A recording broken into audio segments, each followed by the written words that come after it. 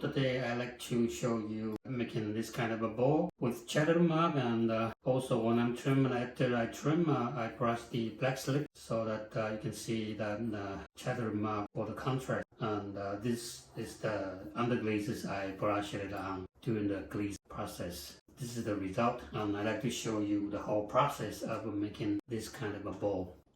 Okay.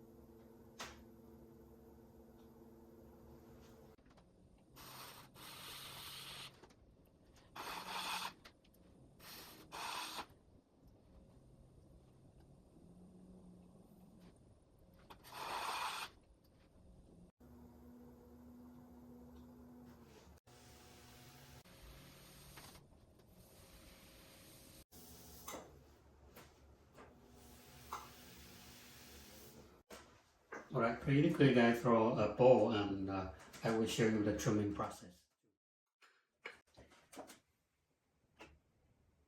Checking the thickness of the bottom, subtract the difference. It comes with the 17 millimeters thick.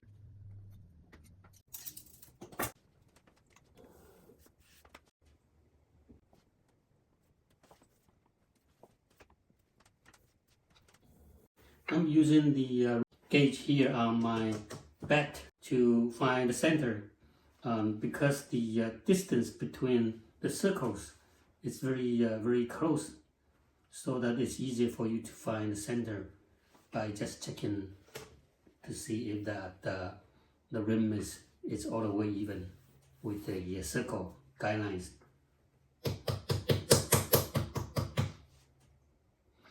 And I was using water to stick my ball on the bat. And for using the water method, you need to use the bat that is non-porous, something like the plastic bag or the metal bat or on the wheel head. If you're using wood, you won't be able to stick it. And before I started, I measured the bottom thickness, and it comes with 17. So usually I would leave the center part of the foot within like 3 millimeters. So meaning I could go down 14 millimeters deep. And I will show you when I get to the point, and I will bring back my measuring ruler to measure 14 deep, and then I stop. So before I measure it, I will just keep my foot without touching it. You don't want to cut this away. If you cut it away, then you are losing the accuracy. I'm using my square loop tool. This is made of a tungsten carbide. They stay sharp for quite a long time. You don't need to resharpen it very often.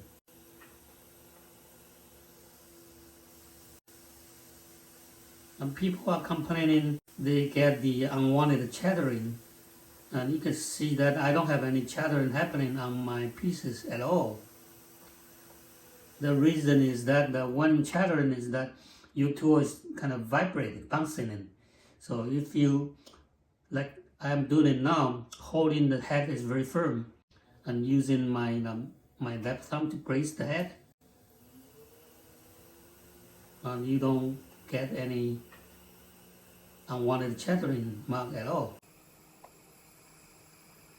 Right, so that's how, if you are using the tungsten carbide loop tool, because it's usually, the carbide tool is very sharp, and people tend to treat their loop tool like they are having the stainless tool, and when they have a stainless tool, they usually come in dull, so they tend to push too hard.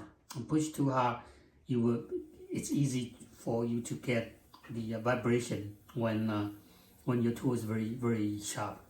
So you don't need, when your tool is very sharp, you don't need to cut it very hard, and also you don't need to trim the clay at the softer stage. You can trim your clay on the drier stage, like the leather stage. If you have a dull tool, you usually have to trim it a little bit wetter. And when the tool is dull, you trim wet and you tend to push very hard. But for a very sharp tool, you don't need to do that. Okay, so that is the technique of holding the tool without getting the unwanted chattering mark. And then here I will reserve a foot ring here. So I can use the corner to make a mark here, so that this is roughly my foot ring. And then the middle part here, the center part, you would remove the clay so that your base is lighter, thinner. And like I told you that this is 17, so I want to go 14 deep. And for removing this, if your tool is very sharp, you can get it down easy, much easier, and just push the tool down hard. You see that? That's how deep I can cut it in, because I already know I have lots of clay there, so I could cut it very deep. Right, you see that? 2 cut, and then I can get almost to the right thickness there. And the rest of it we just finish off.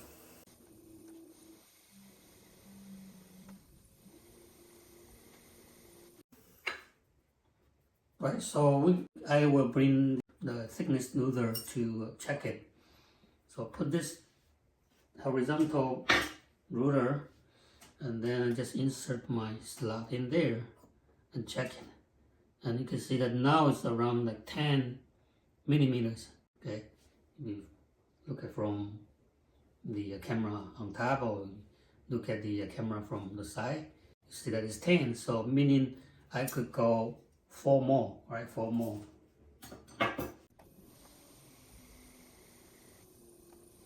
One is about 1 millimeter, so it's about 2 millimeters. 1, 3, 1, 4. Right, so that is about the right thickness. You can tap it, okay, and you memorize the sound. Right, that is the sound you want to remember. So later on, if you don't have the ruler, you know this sounds like around like 3 to 4 millimeters here. Okay. And you can use the square loop tool to get the corner, but usually I like to get the corner a little bit sharper. Get this part here sharper, so I will bring my number 2 trimming tool. And this is also the tungsten carbide, but If you have the regular one, my regular stainless, this is also the number 2. So you have a nice 90 degrees, and you can cut the corner here a little bit sharper.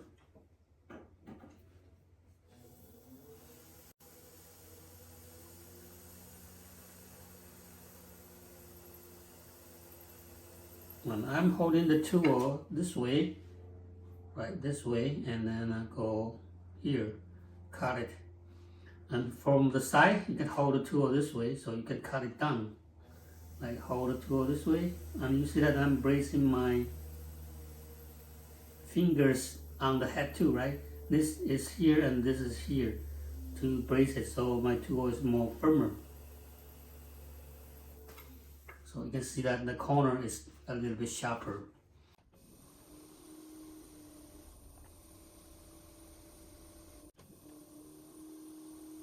Right, let's double check this to see if that is the right thickness. Right, it's right on the money. That is 15 and this is 14. So it's perfect. Okay, perfect. So this part here is about around 3 millimeters. Okay, that's the sum. And then now I want to finish up my foot ring here. This is a little bit too wide and too thick here too. So I will cut it down and narrow it down. I'm also using the number 2.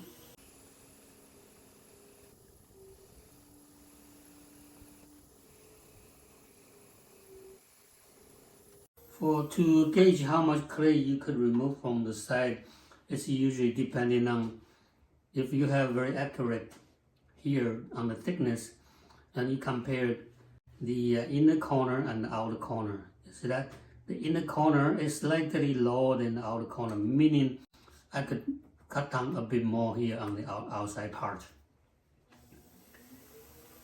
You need to trim the outside part at least the same level of the inner corner. This could be slightly lower than that because when you're making a bowl, the inside of the bowl has a curve. So outside actually you could cut down a slightly lower.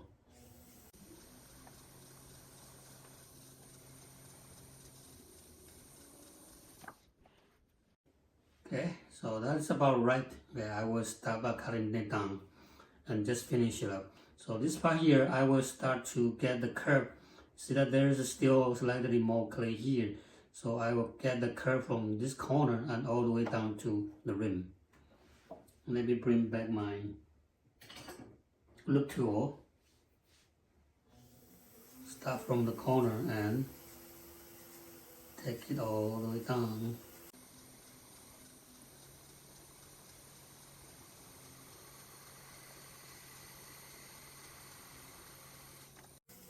I'm holding the tool this way and then go down all the way here and then come back here.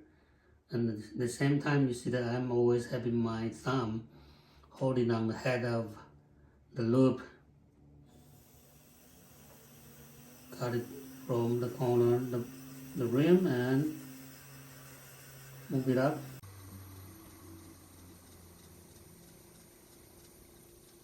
Okay. Check the curve. Okay, you can come down here and look at the profile here. So the curve looks good. So the very final stage, usually the carbide tool, that surface is slightly rougher than if you are using the stainless tool. So I will bring back my stainless tool to do the final shaving and final cutting. And actually the stainless is also serving as a burnish tool, so that your surface will be smoother when you're using the stainless tool. And the very final cutting, you can slightly speed up the wheel, right? And I'm holding this way down, and then I'm going to hold the tool this way up.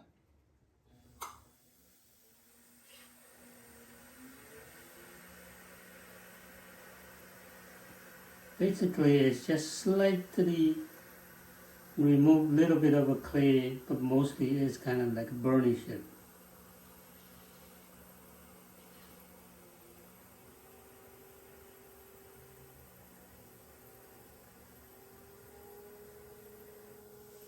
So that surface is nice and smooth. And now you could decide that if you don't want the foot this tall, you can trim it down and make it smaller, slightly smaller.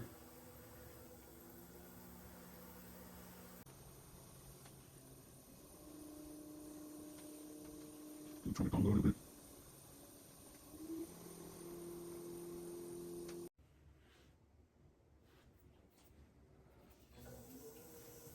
And then using a shiny rock to burnish the foot.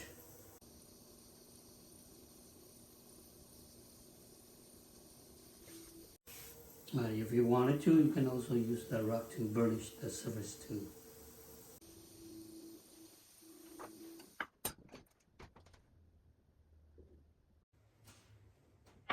Put the stem on my foot.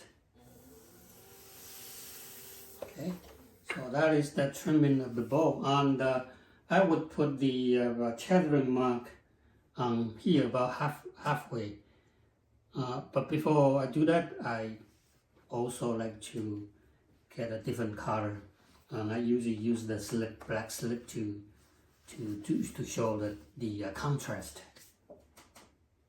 So here is the black slip.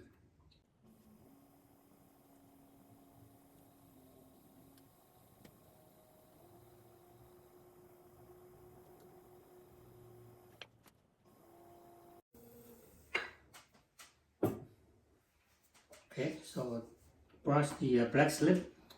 Since the slip is slightly wet, so you could let it dry, or if you can't wait, you cannot wait it, you could use the heat gun to heat it up slightly.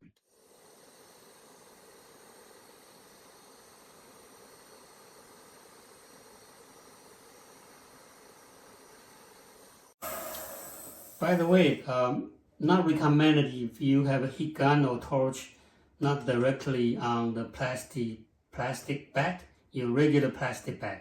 But my bed is it's very strong fiberglass reinforced bed, so a little bit of heat it's okay. But your regular plastic bed, if you use a heat gun, you are killing it. Okay, don't use the heat gun or the torch on your plastic bed, except for my translucent bed that is from the very strong fiberglass reinforced plastic, which is fine. Little bit of heat is fine on my bed. Okay.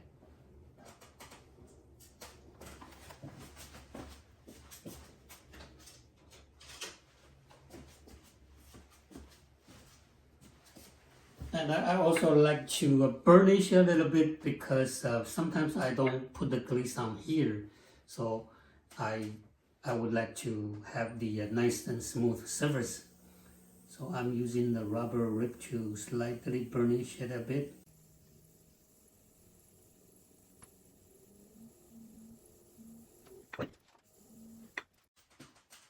Now I would like to do the chattering, but I don't want the black slip get into my porcelain, nice clean white porcelain. So I will clean up my splash pan first.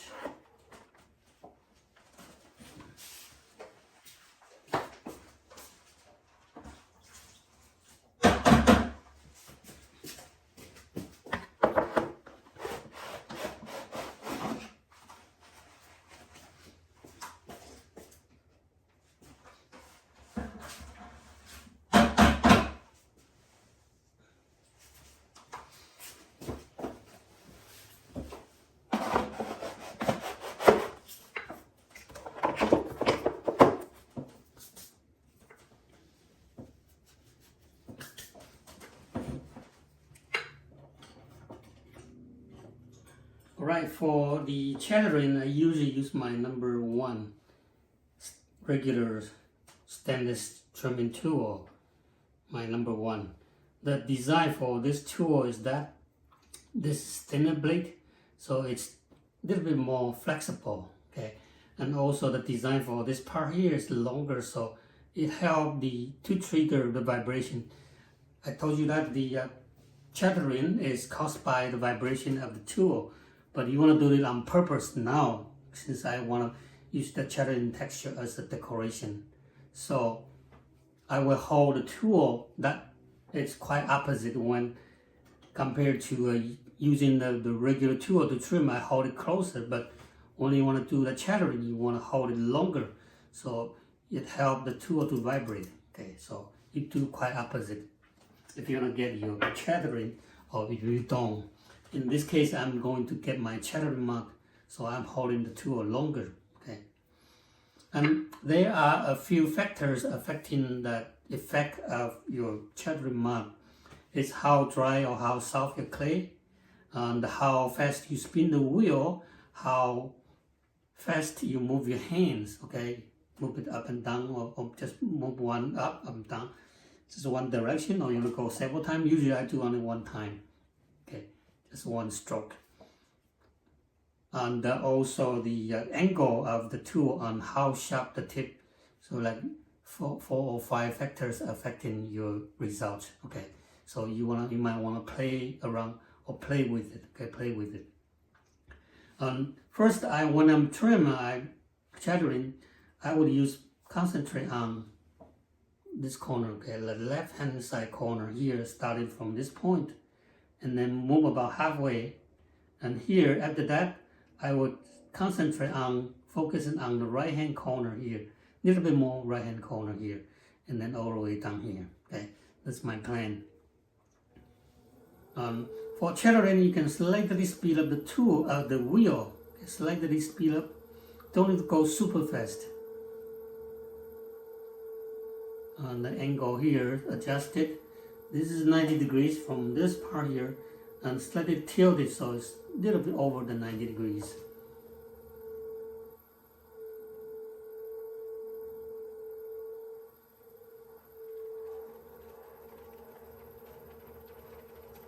Alright, so this is my first planning on making. You can see that it's slightly like a triangular shape here for the chattering.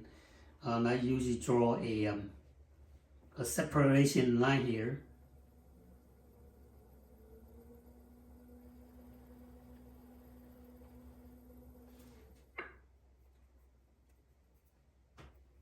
Okay, and now I'm planning to use the more of this side of right hand side from my angle. Okay, right hand side, and cut it down all the way here.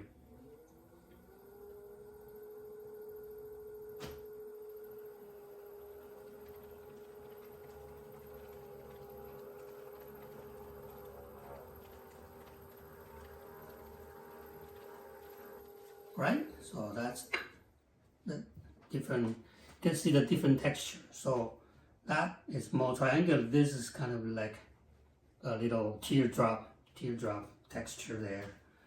And then again, mark a separation here.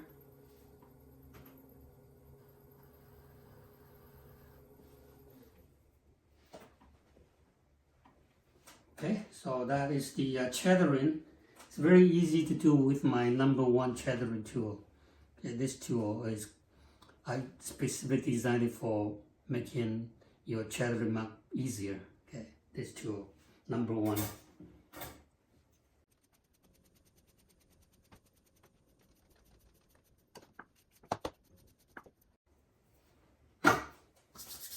Alright, so that is the trimming with the chattering decoration, and the wall is very even, and the taller foot for easier applying the glaze.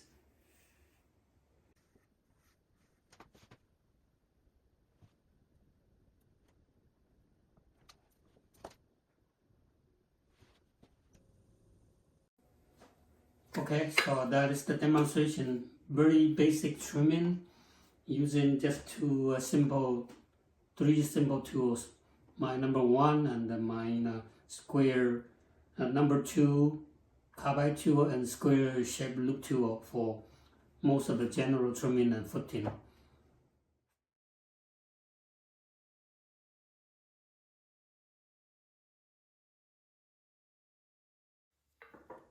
Alright, this is the final result of the bowl I made, and this is the original one I showed at the beginning of the video.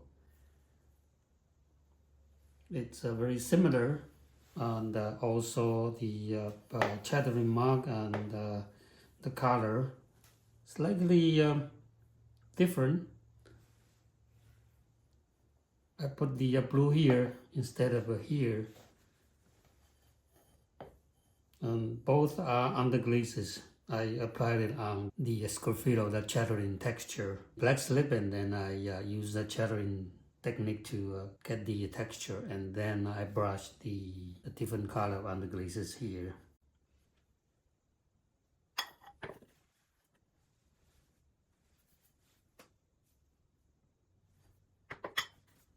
Okay, so that concludes my demonstration from the beginning to the finish of the bowl. Thanks for watching and see you next time.